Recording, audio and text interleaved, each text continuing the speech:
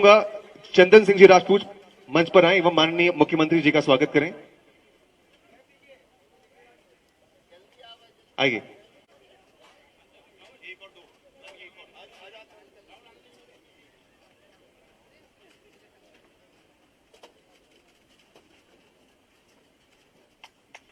तत्पश्चात मैं अनुरोध करूंगा माननीय श्रीमती साधना सिंह जी चौहान जी के स्वागत हेतु श्रीमती गीता गौरा जी, सरपंच ग्राम पंचायत बचरखाल, आप मंच पर आए एवं माननीय महोदय का स्वागत करें।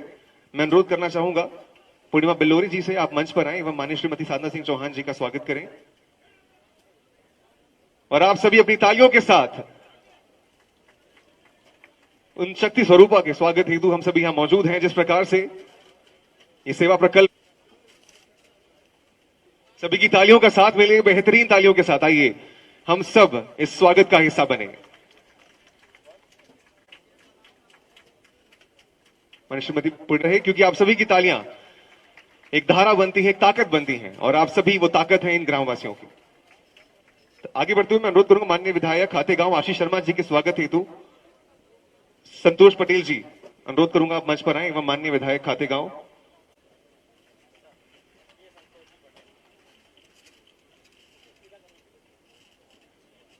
सभी की तालियों का साथ मिले, जबरदस्त तालियों से हम सभी जुड़ते चलें। वो करतल ध्वनि जो कि ताकत एक साथ देती है, वो ताकत प्रदान करती है एक सकारात्मक सोच।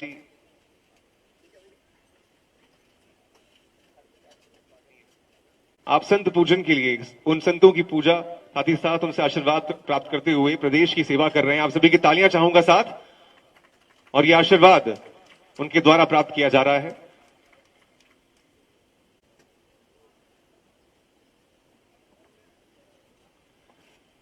मां नर्मदा जो कि एक जीवन दायिनी है, जो निरंतर रूप से प्रदेश की हर एक जिंदगी को जीवन प्रदान करती हैं और उनका आशीर्वाद हर एक जनमानस पर होता है। सभी परिक्रमावासी उस सभी जुड़ करके एक माननीय विधायक खाते और इस करोंद ग्राम के वासियों की तपस्या फलीभूत हुई है। यह अति प्राचीन गांव करोंद माफी, जहां पर आज प्राण प्रतिष्ठित किया गया है, और इस आयोजन में जिन्हें भगवान के मंदिर के पट खोलने का अवसर प्राप्त हुआ है, ऐसे मध्य प्रदेश के यशस्वी नायक माननीय शिवराज सिंह चौहान जी और आदरणीय भाभी जी का मैं आप मुख्यमंत्री जी पर है, और मां नर्मदा के आशीर्वाद के कारण ही और आप सब लोगों की जनभावना के अनुरूप मां ने उन्हें पुनः मध्य प्रदेश की सरकार बनाने का न सिर्फ आदेश दिया, बल्कि इतनी शक्ति माननीय मुख्यमंत्री जी को दी कि आज वो मध्य प्रदेश की 8.5 करोड़ जनता के दुख दूर करने के लिए निरंतर काम कर रहे हैं।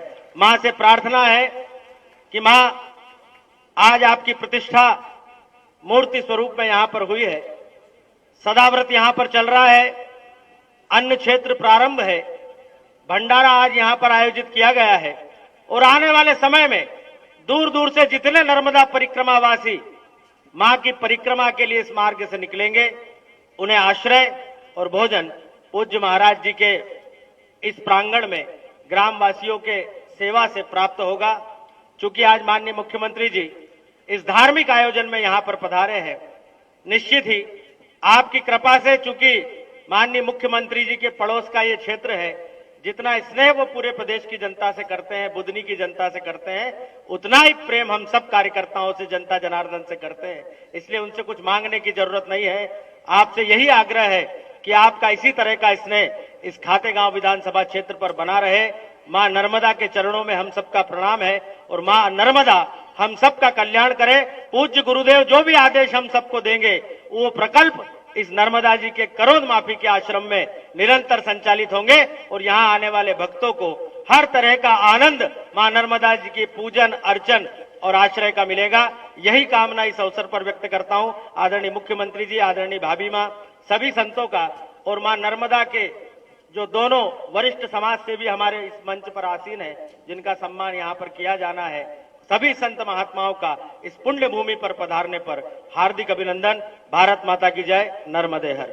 सेवा प्रकल्पों के माध्यम से जनसेवा करते हुए, बल्कि महालक्ष्मी जी के आशीर्वाद से प्राप्त एक ऐसी शख्सियत, परिक्रमा वासियों की सेवा के लिए वो कार्य शुरू किया जाएगा। मैं अनुरोध करना चाहूंगा परम पूजनीय गुरुदेव सुदेश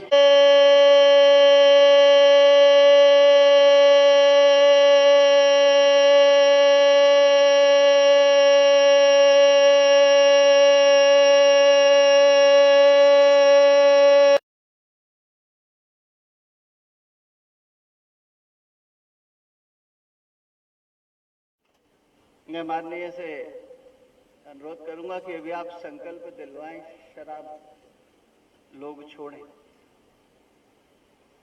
दूसरी बात मैं आपसे कहना चाहता हूं, लक्ष्मी जी दो बहनें हैं, एक अलक्ष्मी और एक लक्ष्मी।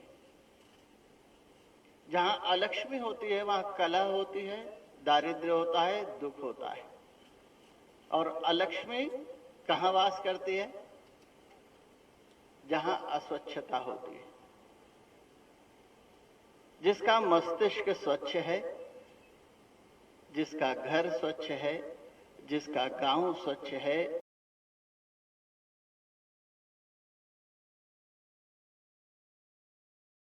वहां लक्ष्मी की कृपा अवश्य होगी।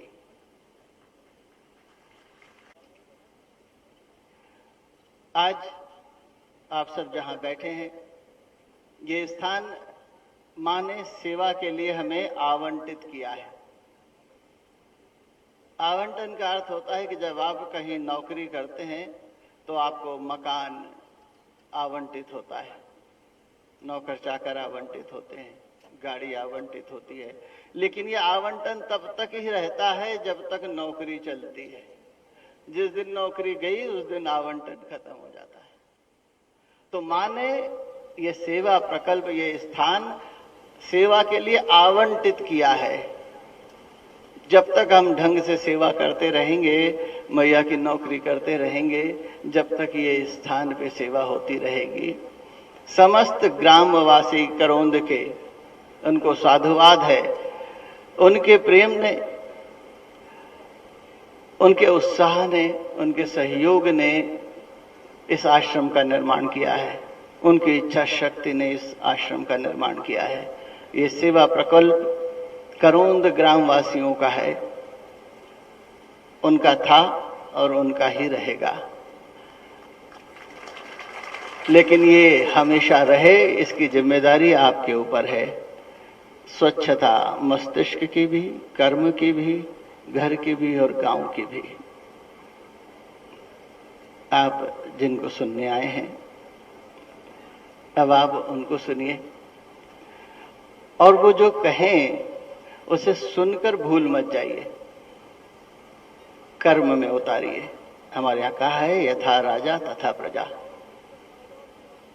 हमारे राजा को कोई व्यसन नहीं है तो प्रजा को भी वैसे ही होना चाहिए।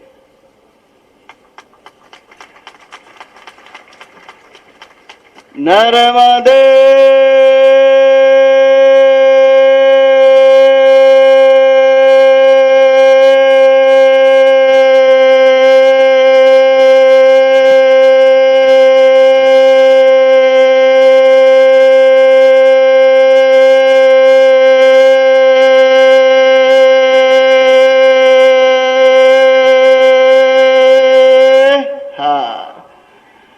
जो लोग पढ़ने में अच्छे नहीं होंगे उनको शायद स्कूल की याद। अब ये वक्त हो चला है जब आपके बीच आमंत्रित करें प्रदेश के लाडले मुखिया, जन व्यक्तित्व, जनसेवक, जिन्होंने मां नर्मदा की सेवा के लिए सदैव आप। हनुमान की आज हनुमान जयंती है। संकट मिटे कटे सब पीरा, जो सुमरत हनुमत बलबीरा।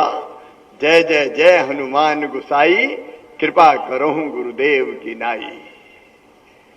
और नर्मदा मैया की, अब हनुमान जी की जब बोलो तो सियावर रामचंद्र की। आत्मनो मोक्षार्थ जगत हिताय च।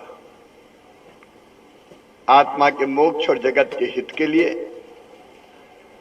जिन्होंने शरीर धारण किया है,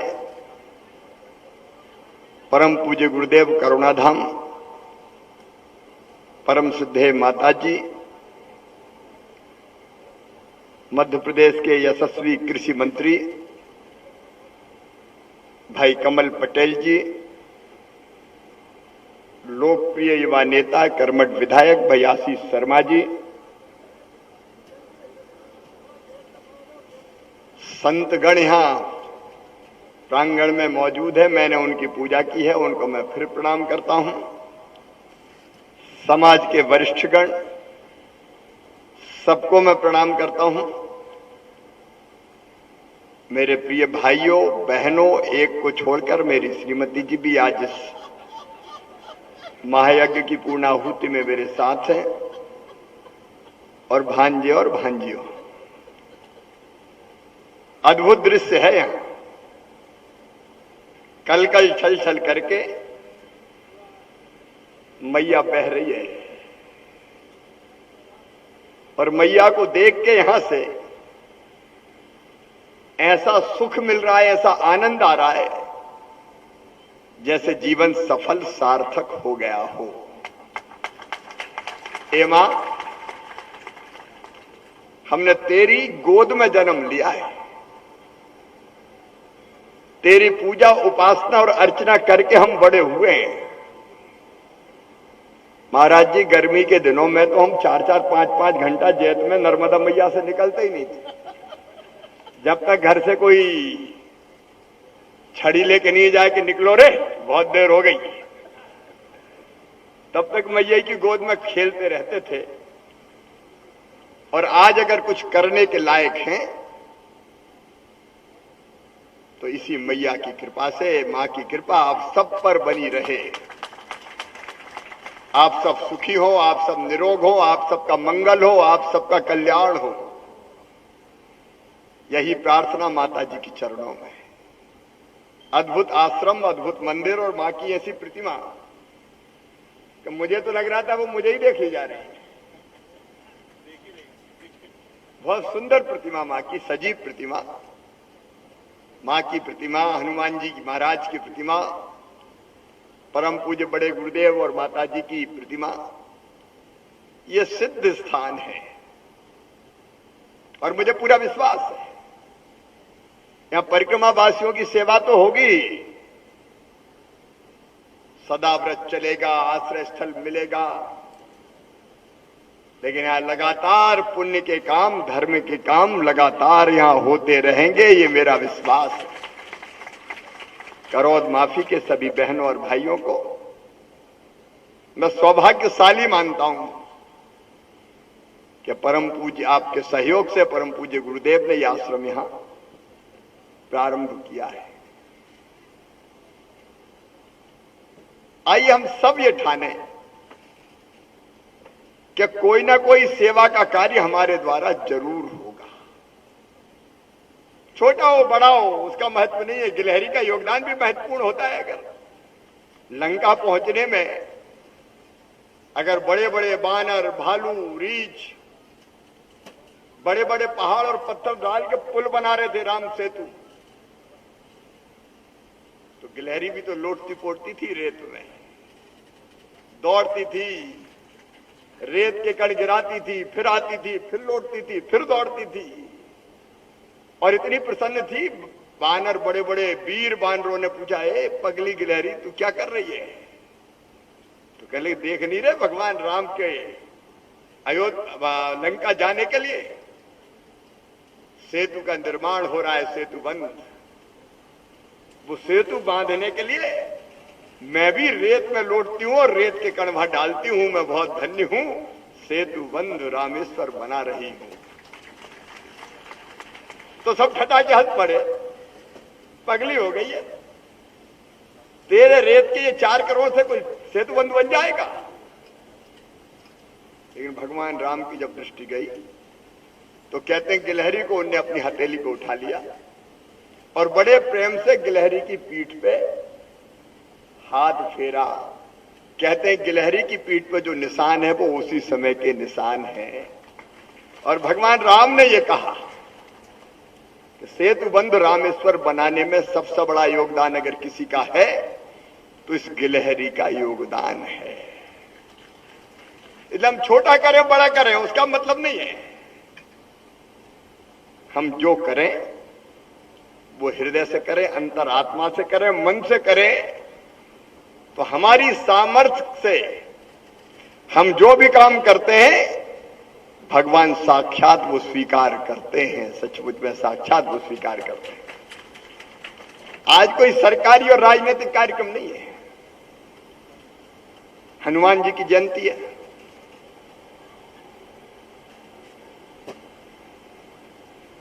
बाएं हाथ में उनके गदा रहती है, और एक तरफ कहीं जरूरत पड़ती है तो राम की सेवा के लिए उनके कदम बढ़ते हैं। और इसलिए प्रेरणा ये मिलती है कि राजकाज में जो सेवक लगे हों उनको एक हाथ सेवा के लिए बढ़ाना चाहिए। जनता जनार्दन की सेवा, गरीबों की सेवा, दीनों दुखियों की सेवा, किसानों की सेवा, माताओं बहनों की सेवा, बेटियों की पूजा। लेकिन एक हाथ में गदा भी जरूरी है। अगर गड़बड़ करो तो गदा जड़ दो। दुष्टों का दलन भी जरूरी है। लेकिन आज हम सेवा के काम की बात कर रहे हैं। परम पूज्य गुरु जी ने बड़ा महत्वपूर्ण प्रसंग छेड़ा है। एक होता राजधर्म, जनता की सेवा, सज्जनों का उद्धार और दुष्टों का दलन। वो राजधर्म, उसका पालन करना चाहिए। और सेवा धर्म में आज गुरुदेव ने जो बात की वो प्रारंभ की नशा मुक्ति से। मेरे प्रिय बहनों और भाइयों, नशा नाश की जड़ है, कभी किसी का उद्धार नहीं करता।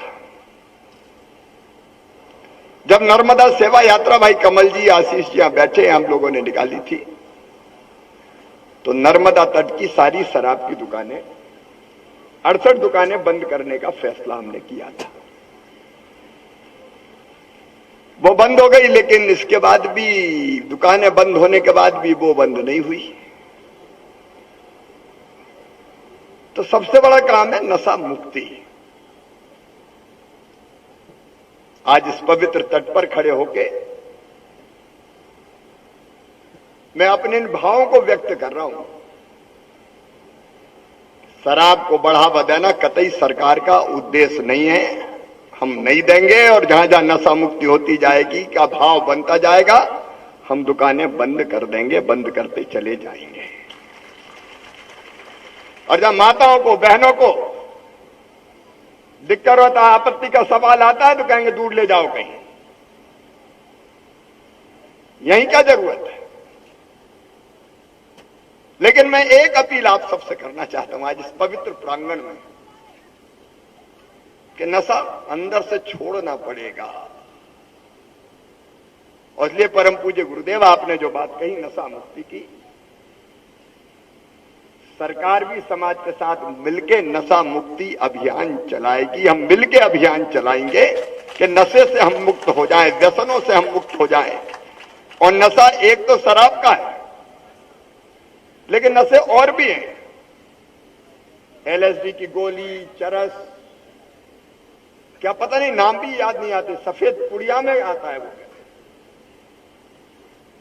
वो और भी खतरनाक है। वो एक पीढ़ी को बर्बाद कर रहा है। इसलिए इस आश्रम से नशा मुक्ति का आज संदेश क्या है? हम भी नशा मुक्ति का संकल्प लेंगे और आगे हम इसको आगे बढ़ाएंगे अभियान को। मैं भी आगे बढ़ाऊंगा, हम सब मिलकर इसको आगे बढ़ाएंगे। मां नर्मदा जी हम पर कृपा की वर्षा करें। दूसरी बात गुरु जी ने कही स्वच्छता की। हम सब बैठे मेरे भाई बहन और भाइयों, सब काम सरकार नहीं कर सकती। अगर गांव साफ रखना है तो गांव को हाथ बढ़ाना पड़ेगा। अब मैं बताऊं, कड़वी बात कहूं आपसे, हमने एक कार्यक्रम बनाया, गांव का गौरव दिवस, शहर का गौरव दिवस मनाएं। और उस दिन गांव में जो कहीं भी हो इकट्ठे हो, बाहर भी हो तो, और वो गांव को कैसे आगे बढ़ाए इसका संकल्प ले। कोई बेटी बचाए, कोई बेटी पढ़ाए, कोई पेड़ लगाए, कोई सफाई के काम में भाग ले, कोई नशा मुक्ति अभियान चलाए, कोई आंगनबाड़ी ठीक चले इसकी चिंता करे, कोई स्कूल ठीक चले इसकी चिंता करे। तो मैं ऐसे गौरव दिवस के कार्यक्रम में माखन नगर जा रहा था, बाबई का नाम माखन नगर कर दिया। हेलीकॉप्टर से हम जा रहे थे तो चारों तरफ खेतों में आग लगी हुई थी, नरवाई जल रही थी। मेरे किसान भाई यहां बैठे हैं, या दिल पे हाथ रख के सोचना, नरवाई जलती है तो केवल नरवाई नहीं जलती, कितने छोटे छोटे जीव और जंतु जलते हैं मेरे भाइयों और बहनों। उसमें मित्र कीट भी हैं जो धरती को उपजाऊ बनाने के लिए जरूरी है। सब धूं धूं करके एक तरफ से जल जाते हैं। और दूसरा बड़ा नुकसान होता है कि भूसा भी जल गया। अपन नर्मदा तट के वासी, मेरा गांव भी नर्मदा जी के किनारे है। कितनी भीड़ थी बताओ नर्मदा के दोनों तट पे। भीड़ मतलब समझ गए कि नहीं, घास की। पेड़ भी थे तटों पे, भीड़ भी थी, घास होती थी। घास काट के बैलों के लिए ले जाते थे, गाय के लिए, भैंस के लिए। और वह एक जमाने में गुरुदेव हमने अपनी आंखों से देखे, हमारे गांव में आए बड़े बड़े ट्रैक्टर। हम छोटे थे, उनको कहते थे चैन वाले ट्रैक्टर। बच्चों को पता नहीं होगा, बुजुर्गों को पता होगा, चैन वाले ट्रैक्टर। और वो चैन वाले ट्रैक्टर पिले तो पेड़ों सहित उखाड़ के जमीन जो पड़ती थी उसको सबको खेत बना दिए। तो घास तो तभी खत्म हो गया क्योंकि भीड़ें बची नहीं। ट्रैक्टर आ गए तो बैल भैया का काम खत्म। अब बैलों से जब खेती नहीं तो अपना भी डंडा उठा और मार के कहा पर करो बाहर। अब इसका क्या करेंगे अपन। बिना दूध देने वाली गौ माता भी बाहर। मैं ये बात इसलिए कह रहा हूं कि जब मैं उतरा हेलीकॉप्टर से बाबई में, माखन नगर में, तो मुझसे कहा कि मुख्यमंत्री जी गौशाला खोलो, गाय बहुत परेशान हो रही है, सड़कों पे घूम रही है।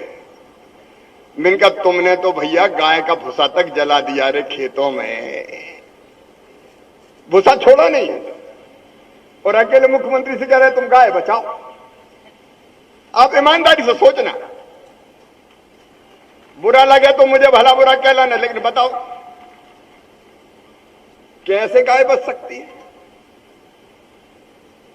अरे भैया कम से कम थ्रेसर गए, दाउन गई, हार्वेस्टर आ गए तो कम से कम बच्ची जो नरवाई है उसका भूसा ही बन जाए कम से कम। हर चीज सरकार नहीं कर सकती। और अभी तो प्राकृतिक खेती की बात गुरुदेव कर रहे हैं। अभी पिछले 3-4 दिन पहले कृषि मंत्री भी यहां हम लोगों ने गुजरात के राज्यपाल देवव्रत आचार्य जी बुलाए थे। ये जो केमिकल फर्टिलाइजर की खेती हो रही है, ये मेरे किसान भाइयों आने वाले 50-60 साल के बाद धरती को बंजर कर देगी, बंजर। और जहर तो अनाज और सब्जियों में है ही भैया। अपनी मूंग बहन को देख लो, ईमानदारी सोचा कितनी दवाई डालते हैं अपन। दे दवाई, दे दवाई, दे दवाई। और ईमानदारी से वही मूंग की दाल अगर आपको खाने दें तो खाओगे क्या? आधी तो जहरीली हो जाती है। और इसलिए कई लोग अपने खाने के लिए अलग से उगाते हैं, ये घर की, ये बोलिए बेचने के लिए। इसका उपाय है भैया प्राकृतिक खेती। आज मेरे पास समय नहीं, लेकिन हम प्राकृतिक खेती का अभियान चला रहे हैं और उत्पादन कम नहीं होगा। आज नहीं है समय, विधि बताएंगे हम, पूरे ट्रेनिंग देने वाले इकट्ठे कर रहे हैं। उत्पादन कम नहीं होगा और दुनिया भर में आज अनाज की मांग है। रूस और यूक्रेन लड़ रहे हैं तो प्रधानमंत्री नरेंद्र मोदी से आधे दुनिया के देश कह रहे हैं कि अनाज हमें दे दो। मैं इनका चिंता मत करो, मोदी जी मामई भिजवा देगा, बहुत गेहूं हुआ हमारे यहां, कोई कभी नहीं, हम एक्सपोर्ट करेंगे। तो हमारा गेहूं एक्सपोर्ट हो रहा है। इतना सुंदर गेहूं, अपना सोने जैसे दाने, अपना सरवती, अपना कठिया, अपना ड्यूरम। और प्राकृतिक खेती में पानी कम लगेगा, खाद नहीं डलेगा, ये वाला केमिकल फर्टिलाइजर वाला। जीवामृत बनाएंगे अपन, वो बनता है गोमूत्र से, गाय के गोबर से। उसमें बेसन डालना पड़ता है, गुड़ डालना पड़ता है, उसकी पूरी विधि है।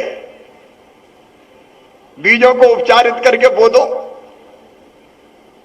और बाद में उसी का छिड़काव अलग करना पड़ता है। अभी समय नहीं कि मैं ट्रेंड कर सकूं। और कीमत, ये गेहूं अगर 2200 बिकेगा तो वो गेहूं 5000 बिकेगा, क्योंकि उसमें केमिकल फर्टिलाइजर नहीं है। मैं ये बात इस तट पर इसलिए कर रहा हूं कि ये नर्मदा तट है और वो पूरी जमीन में नहीं करना भैया। अभी नहीं कहो मामा आ गया पता नहीं कहां से मरवा पे। हम लोगों ने तय किया कि थोड़ी थोड़ी में करो। अच्छा बाकी में यही डालो, यूरिया डालो, डीएपी डालो, जब तक अपन पूरी तरह से आश्वस्त नहीं हो जाए। अगर भैया 5 एकड़ है तो 1 एकड़ तय कर लो कि 1 में प्राकृतिक खेती करेंगे। अच्छा 1 नहीं करो तो आधा ही में कर लो प्रैक्टिकल। और जब भरोसा हो जाए कि इसमें उससे ज्यादा फायदा है तो फिर ज्यादा में करना, वो अपने आप देख के खुद ही कर पड़ेंगे। तो एक प्राकृतिक खेती की तरफ हमको बढ़ना चाहिए। देखो नर्मदा मैया में भी जब खेतों में पानी गिरता है तो केमिकल फर्टिलाइजर बह बह के नर्मदा मैया में जाते हैं और पानी प्रदूषित होता है। अन्य में तो जाते ही हैं। आजकल ट्रेन पंजाब से एक चलती है, उसका नाम क्या है? Cancer express. कैंसर एक्सप्रेस इसलिए चलती है कि इतना पंजाब, अभी तो हम वहां से बहुत कम है भैया, पंजाब हरियाणा से वो इतना डालते हैं कि आदमी बीमार हो रहे हैं और बीमारी अपने तरफ भी बहुत होने लगी है। तो एक बात है प्राकृतिक खेती की, एक बात है नशा मुक्ति की, एक बात है गांव स्वच्छ रखने की। और गांव स्वच्छ रखना तो घर तो रखते ही हैं, लेकिन गुरुजी बता रहे थे कई बार बहन ने अपने घर की झाड़ू लगाई और कचरा पड़ा तो पड़ोसी के बगल में डाल के छुट्टी पाई कि इसके यहां भले मक्खी भी बनाती रहे, मुझे क्या लेना है। तो एक गांव स्वच्छता का संकल्प ले। और एक मैं रोज 1 पेड़ लगाता हूं, रोज 1 पेड़। मैं आपसे रोज नहीं, अब 1 नहीं अब कई लग जाते हैं क्योंकि अलग अलग संस्था भी लगाने आती है। आप एक संकल्प बहुत बड़ा नहीं है, गांव वालों से सबसे कह रहा हूं कि साल में जब अपना जन्मदिन हो या शादी की वर्षगांठ मनाएं या बच्चों का जन्मदिन हो तो और कुछ मत करना। अब खेत की मेड़ पे, स्कूल के प्रांगण में, पंचायत भवन में, नर्मदा जी के तट पे 1 पेड़ लगा देना मेरे बहनों और भाइयों। 1 पेड़। अपन 8 करोड़ से ज्यादा, 8.5 करोड़ साल में 1-1 पेड़ लगा तो 8.5 करोड़ लग जाएंगे। तो एक बार फिर से नर्मदा मैया तो पेड़ों से ही प्रकट होती है, बूंद बूंद पानी करके जड़ों से जो टपकता है पेड़ों की, वही तो मैया की धार है। अपनी मैया कोई बर्फ से थोड़ी आती। तो ये छोटी छोटी चीजें हैं, लेकिन अपने आप बड़े बड़े काम होते चले जाएंगे। एक बेटी का मान और सम्मान। देखो मध्य प्रदेश में हमने तय किया कि बेटी के साथ अगर कोई गड़बड़ दुराचार करेगा तो सीधे फांसी के फंदे पर लटकाएंगे। 76 लोगों को फांसी की सजा। अभी फांसी पर लटके नहीं, क्योंकि डिस्ट्रिक्ट कोर्ट से हाई कोर्ट, हाई कोर्ट से सुप्रीम कोर्ट, फिर राष्ट्रपति की देर लगती, लेकिन जेलों में तो सड़ रहे हैं। और दूसरे हमने तय किया कि भाई अगर ऐसी गड़बड़ की तो केवल जेल नहीं भेजेगा मामा, क्योंकि जेल गए और जमानत हो गई। अगर ऐसी गड़बड़ की तो आर्थिक रूप से तोड़ के धर दूंगा, पता नहीं चलने दूंगा कहां चले गए। सख्ती से कर रहे। और मुझे कहने में कोई संकोच नहीं है। चल रहे हैं बुलडोजर। अत्याचारियों का क्या करो आप बताओ। लेकिन समाज बेटी बचाने का, बेटी बढ़ाने का संकल्प ले तो मैं सचमुच में कहता हूं कि हम बहुत अच्छे हैं। अपना प्रदेश वास्तव में बहुत अच्छा, तुलनात्मक दृष्टि से बहुत अच्छा है। लेकिन हम और बहुत बेहतर बनाते चले जाएंगे, और बहुत बेहतर बनाते चले जाएंगे। इसी में अपनी जिंदगी की सार्थकता है, इसी में तो सार्थकता है। देखिए नर्मदा तट पे अपन बैठे हैं और सब श्रद्धालु बैठे, धर्म प्रेमी बैठे, भगवान को मानने वाले। सब मानते कि नहीं भगवान को? अरे जो मानते हाथ उठाओ। सभी मानते हैं। कोई शक्ति तो है जो पूरी दुनिया संचालित कर रही है। राम मानो, कृष्ण मानो, बजरंग मानो, मैया मानो, जो चाहो वो मानो, लेकिन है तो एक ताकत। और जीवन काय के लिए तो कहा कि भगवान की, भगवान से हम क्या मांगते हैं? जीवन है परमात्मा की प्राप्ति के लिए। और परमात्मा कैसे प्राप्त होगा? तो 3 मार्ग। एक मार्ग ज्ञान मार्ग, जैसे गुरुदेव आपको अभी समझा रहे थे, स्वच्छता रखो। जो प्रवचन देते हैं, राह दिखाते हैं, वो ज्ञान मार्गी। दूसरा मार्ग है भक्ति मार्ग। भगवान की भक्ति में पागल हो जाते कई लोग। अच्छा भजन होने लगे तो धुन जम जाए तो नाचते हैं, गाते हैं। जैसे मीरा नाचती थी, मेरे तो गिरधर गोपाल दूसरों न कोई, जाके सिर मोर मुकुट मेरो पति सोई। महलों में रहने वाली मीरा नाचती थी तो महल वालों ने कहा मीरा तुझे लज्जा नहीं आती? तो मीरा ने कहा संतन ढिंग बैठ बैठ लोक लाज खोई। काय की लाज, मेरे तो गिरधर गोपाल। मीरा को जहर का प्याला दिया उस समय, तो कन्हैया का नाम लेके जहर भी पी गई मीरा। आज हनुमान जयंती, एक बार भगवान श्री रामचंद्र जी का दरबार लगा था। मैया सीता, भैया लक्ष्मण, भरत, शत्रुघ्न, अंगद, नल, नील, जामवंत, हनुमान, द्विविद सब थे। अचानक सीता जी बड़े प्रेम से बोली कि वैसे तो मुझे सभी पुत्र बहुत प्यारे हैं, लेकिन पुत्रों में पवन पुत्र का जवाब नहीं। मैं इसे अत्यंत स्नेह करती हूं। और कह के सीता जी ने गले से मोतियों की माला निकाली और हनुमान जी की गोद में डाल दी। कहा बेटा ये अयोध्या की सबसे कीमती माला आज मैं तुझे भेंट करती हूं प्रेम से। हनुमान जी ने माला उठाई, उल्टी पलटी देखी और फिर माला तोड़ दी। तोड़ के माला का एक गुरिया निकाला, गुरिया भी तोड़ा, ऐसे देखा और फेंक दिया। दूसरा निकाला, तोड़ा, देखा, फेंक दिया। तीसरा निकाला, तोड़ा, देखा, फेंक दिया। एक एक गुरिया निकालते जाएं, तोड़ते जाएं, देखते जाएं, फेंकते जाएं। दरबार आश्चर्यचकित के बजरंग को हो क्या गया ये? मैया ने अमूल उपहार दिया, ये तोड़ तोड़ के फेंक रहा है। सीता जी बोली कि बेटा बात क्या है? इतने प्रेम से मोतियों की माला मैंने दी बजरंग, और तू तोड़ तोड़ के फेंक रहा है। बजरंग मुस्कुराए, बोले मैया तू भी झूठ बोलती है। सब हैरत में रह गए कि सीता जी से हनुमान जी कह रहे हैं मैया तू झूठ बोलती है। सीता जी ने कहा बेटा मैंने क्या झूठ बोला? बोले मैया तू तो कहती थी ये माला अयोध्या की सबसे कीमती माला है। बोला अब भी कह रही हूं कीमती माला है। बोले मैया फिर भी झूठ बोल रही हो। अरे मेरे लिए तो कीमती वो है जिसमें मेरे भगवान श्री राम निवास करते हो और मेरी मैया सीता रहती हो। ये गुड़िया तोड़ तोड़ के देख रहा हूं, ना तो भगवान राम दिखाई दे रही है ना मैया तू दिखाई दे रही है, और कह रही कि कीमती माला, काय की कीमती माला? तोड़ तोड़ के फेंक रहा हूं, मेरे लिए कोई कीमती नहीं है। एक खड़े हो गए दरबार में, बजरंग तुम उसी चीज को प्यार करते हो जिसमें भगवान श्री राम और सीता रहते? बोले हाँ। तो बोले अपने शरीर को प्यार करते हो कि नहीं? बोले सब करते हैं, मैं भी करता हूं। बोले बताओ तुम्हारे शरीर में कहां राम और सीता है? तो कहते हैं बजरंग ने भरे दरबार में सीना चीर दिया और पूरे दरबार ने देखा कि भगवान राम और मैया सीता हनुमान के हृदय में विराजमान। ये भक्ति मार्ग, भगवान में दृढ़ विश्वास, वो भगवान को प्राप्त करते हैं। अब आप कहोगे कि भैया ना तो हम ज्ञान मार्गी ना भक्ति मार्गी, तो हमारे लिए रास्ता क्या है? तो अपने लिए रास्ता है कर्म मार्ग। जो काम भगवान ने अपनी तरफ तय कर दिया, भैया मेहनत और ईमानदारी से करे चलो, मेहनत ईमानदारी से करे चलो। किसान खूब पैदा करो, दुनिया का पेट भरो।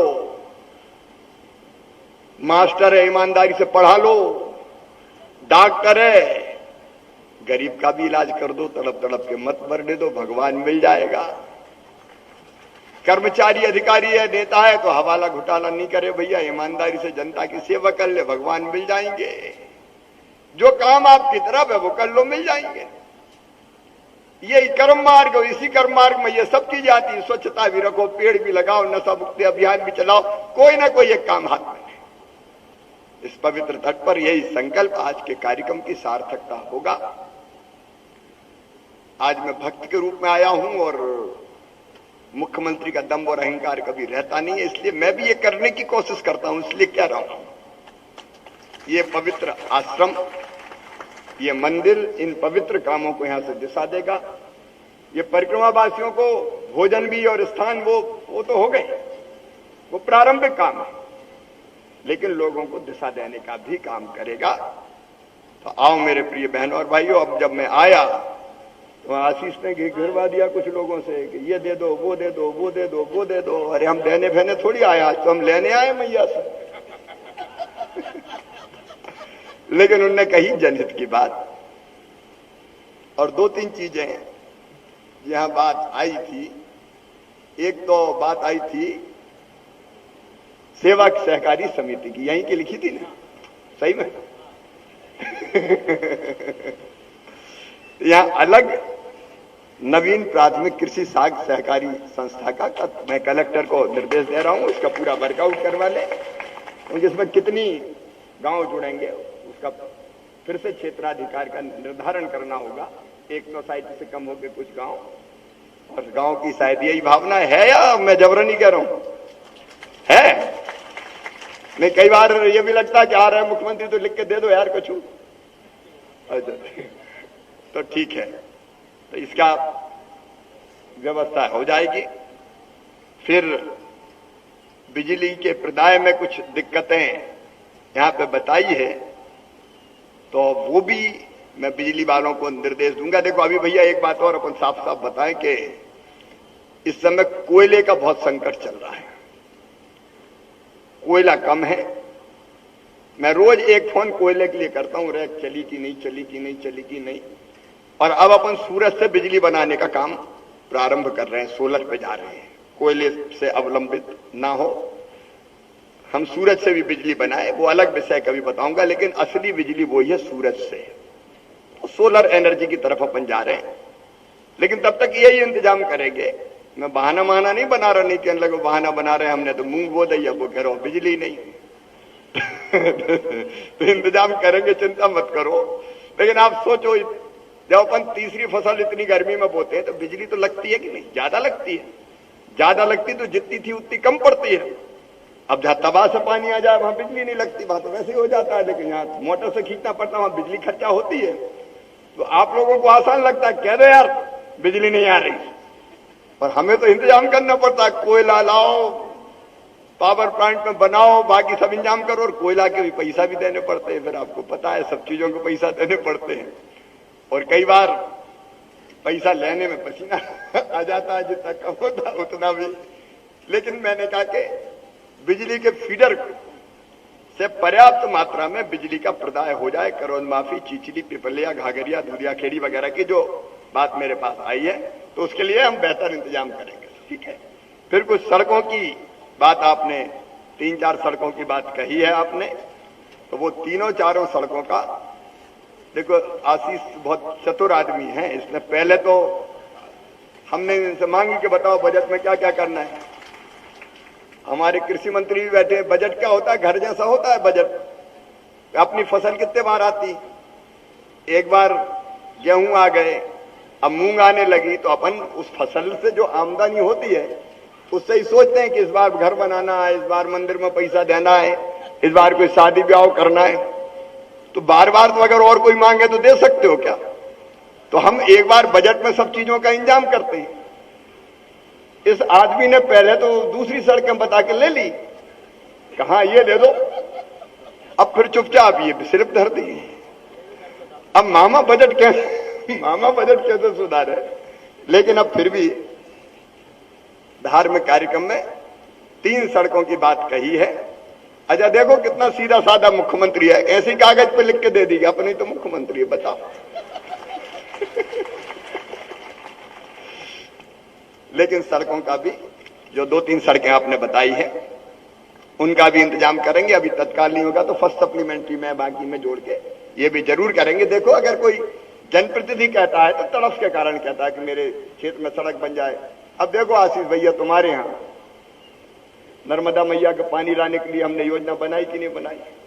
वो जल्दी पूरी होने वाली, कई गांव में उससे सिंचाई आसपास ही कहीं बन रही है। नहीं, सिद्धनाथ काम चल रहा है, सिद्धनाथ बैराज वो काम चल ही रहा है अपना। तो आपके खेतों में पानी भेजेंगे, उसकी भी चिंता मत करना। और थोड़े बहुत रह गए हों तो वो भी दाएं बाएं से जुगाड़ लगाते रहते हैं कि और कैसे सींच दें, किसान को कुछ मत दो भैया, पानी दे दो, जिंदगी सफल बन जाती है। सचमुच में सिंचाई हो गई तो किसान की जिंदगी बदल गई। तो इन कामों को भी जरूर करेंगे। महाराज जी, आपको मैं हृदय से आभार तो क्या प्रकट करूं गुरु का, लेकिन इस पवित्र स्थान पर आने का आपने आदेश दिया। मैं सचमुच में हम आके बहुत प्रसन्न हैं। और आज एक कार्यक्रम चूंकि भिंड में भी है, लेकिन जाने के पहले मैं एक संकल्प आपको करा रहा हूं नशा मुक्ति का। देखो, बिना संकल्प के नशा नहीं छूट सकता। तैयार हो? नहीं तो को फंसा रहा है। तैयार हो कि नहीं? तैयार? जोर से बताओ, तैयार हैं? तो मैं जो कहूंगा वो कहना भैया। मैं आधे बोले ही नहीं रहे। मैं संकल्प करता हूं कि नशे से, चाहे वो शराब का या अन्य नशा हो, दूर रहूंगा और समाज के, जोर से बोलो भैया, समाज के बाकी भाई बहनें तो खैर दूर रहती है, लेकिन बाकी भाइयों को, व्यक्तियों को दूर रखने का प्रयत्न करूंगा। नशा नाश की जड़ है, हम इसको नहीं लेंगे। नहीं लेंगे नहीं बोला क्या? हम इसको नहीं लेंगे। बोलिए भारत माता की, नर्मदा मैया की, हर हर नर्मदे।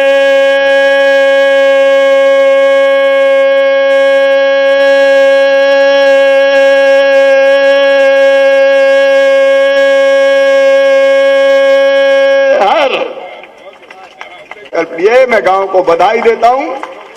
और हर साल आज के दिन ही जन्मदिन, गौरव दिवस करोंद माफी का मनाया जाएगा।